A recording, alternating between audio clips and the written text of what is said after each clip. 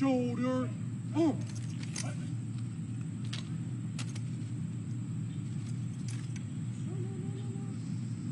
Colors, ready, up.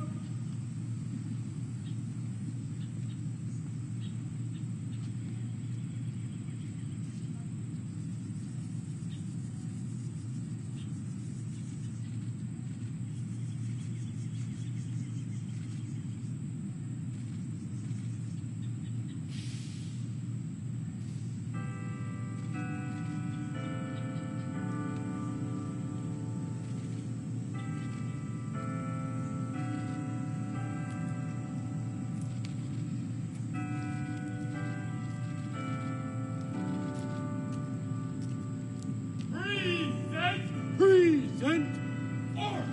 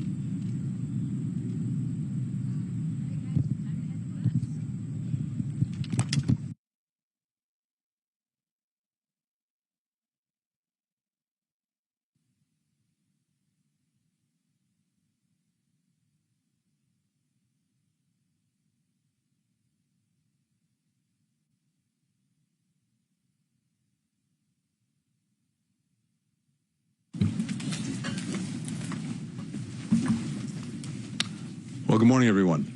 It's a great pleasure, both professional and personal, to welcome Penny, to welcome Richard, to welcome the entire team here for Osman. I think we don't need much proof, but here's more evidence of it, that the United States and Australia get along swimmingly. We've seen that in Paris. We see that again here today. Yeah. Should be close to press. But we no, we swim together, and here we are to to both of you, to everyone here, thank you for coming together for OSPIN. We are building on Prime Minister Albanese's visit in October of last year. We're building on the last OSPIN we had, where you were so graciously hosted us, and we wanted to return, more than return the favor.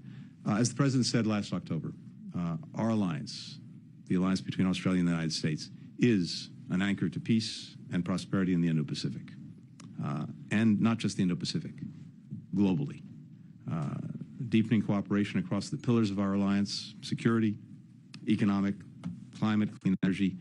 These have been the hallmarks of the work that we've done over the last few years. On security, we're working together to advance stability, prosperity in the Indo-Pacific and beyond, and we stand together in addressing threats to peace and security. We've made extraordinary progress under AUKUS, as well as bilaterally, toward having seamless defense cooperation and innovation between our countries. And we deeply appreciate Australia's commitments as well at the NATO summit to Ukraine's defense. Economically, Australia and the United States are simply essential partners. The United States is the largest foreign investor in Australia and the largest recipient of outbound FDI from Australia.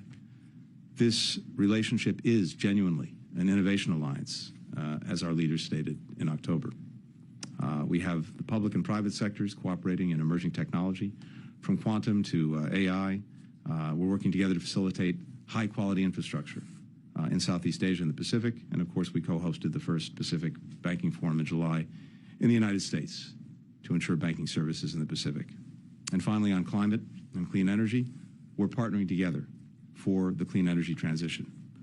Our Critical Minerals Task Force is working to ensure sustainable, resilient, secure critical minerals and clean energy, not just for us, but for the entire world. So in these and so many other areas, our countries are bound together. But this meeting, bringing together our foreign policy and security teams, is a foundational element of the relationship and all the work that we're doing together. We couldn't be more pleased to have you here. So welcome. We look forward to the work. Penny? Thank you, Tony. Thank you, Lloyd. It is such a great pleasure for Richard and I and our teams to be here with you. And I start by reflecting again on our relationship and the alliance, which is about who we are, it's about what we stand for, and it's also about what we want in the world. And if you look through the agenda we have, the work that we are doing together across the different lines of effort in our partnership, it is wide and it is deep, and it is being renewed over and again. Obviously, I would say we also meet today in the shadow of the deteriorating situation in the Middle East. We want to acknowledge your leadership and your work on that, the extraordinary efforts, Tony, you've engaged in to broker peace and to advance President Biden's ceasefire proposal. Ceasefire has been urgent for months. It's never been more urgent than it is now.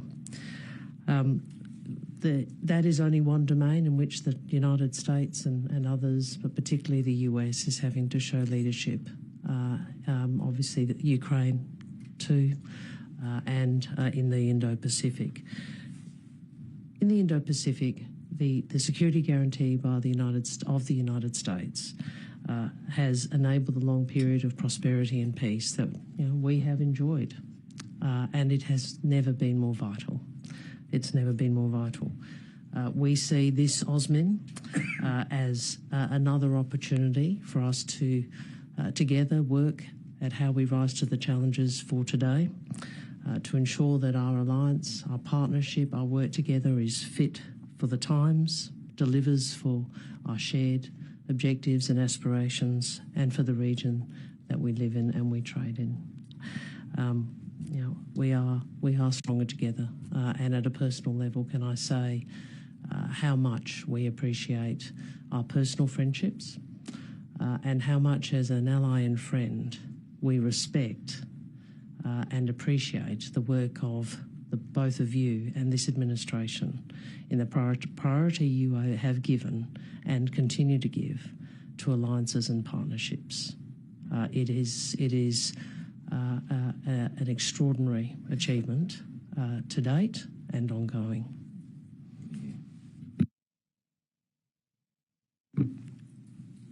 Thanks, Penny. Deputy Prime Minister Marles and Foreign Minister Wong, welcome to Annapolis. You can tell by looking at the faces of all these sailors in the room that they're delighted to be here at what they believe is the center of the universe. So, and welcome to the 34th Australia-U.S. Ministerial Consultations. And it's great to be here with my friend and colleague, Secretary Blinken. Thanks to the United States Naval Academy for hosting us.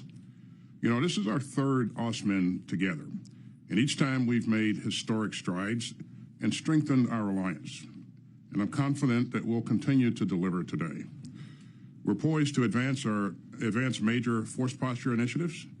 We'll take steps to deepen our defense industrial cooperation on co-development, co-production, and co-sustainment. And that includes supporting Australia's guided weapons and explosive ordnance enterprise. We'll also identify new opportunities with like-minded allies and partners, including Japan, India, and the Philippines. For more than a century, the United States and Australia have worked shoulder to shoulder. Australia remains an indispensable ally. We're working together today to tackle shared security challenges, from coercive behavior by the PRC to Russia's war of choice against Ukraine, to the turmoil in the Middle East. And I know that this year's OSMIN will deliver results for both of our peoples. And so, Richard and Penny, thanks for making the trip, and I look forward to some great discussions. Well, thank you, Lloyd. Thank you, Tony. It's great for Penny and I to be here. Great to be here at the Naval Academy. We have a new Chief of Defence Force since when we last met you. Admiral Johnson is the first Admiral, first member of the Navy to be our Chief of Defence Force for quite some time. So as we are experiencing a Navy takeover of our Defence Force, it feels particularly apt that we are here at Annapolis. This is the 34th OSMIN. It's the third that the four of us have had the honour of being the custodians of. And as we meet today, when we think about the last couple of years in which we've been working so closely together, it really has been a period of intense activity but intense achievement. I mean, we now have a pathway forward in terms of Australia acquiring a nuclear-powered submarine capability from the United States and the United Kingdom under the banner of AUKUS, and we're making progress in terms of AUKUS Pillar 2 as well. If you look at the force posture of the United States on the Australian continent, we've seen a growth in the marine rotation in Darwin. We look forward in the coming years to the submarine rotational force in Perth. But in fact, that force posture laydown of the United States in Australia is across all the domains, from US Army watercraft through to logistics at Bandiana. These are all decisions that we've taken in past OSMINs, but we're actually implementing. Like, there's a real change. And it is a significant contribution to integrated deterrence within our region, but it's a really significant contribution to the peace of the Indo-Pacific. We're working more closely together in our industrial bases. The legislation that went through the Congress last year, which was complemented by the legislation that went through our Parliament in March of this year, has transformed the seamless ecosystem between our two defence industrial bases, which are now yielding real dividends in guided weapons, for example. And we are seeing a blossoming of relationships within the Indo-Pacific, trilaterals between ourselves and Japan, the work that you've been doing with Japan and Korea, and what that has unlocked in terms of the ability for us to work with those countries as well. And all of that is giving rise to a much safer region. I really want to echo the point that Penny made. I mean, as a global power, you've got so much on your plate. We look to your leadership in the Middle East. We've very much looked to your leadership in Ukraine. But we could not be happier with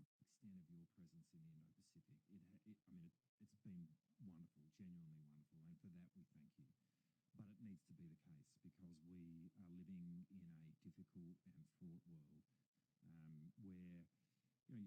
alliances with the countries in the Indo-Pacific, like Korea and like Japan, but of course your alliance with us is completely central to our worldview, to our national security, but we really want to thank you for making those alliances the heart of the way in which you've been going about positioning America in the world. It really is what differentiates the US from everyone else, and we are very much pleased and proud to be a partner in that, and we look forward to the discussions today.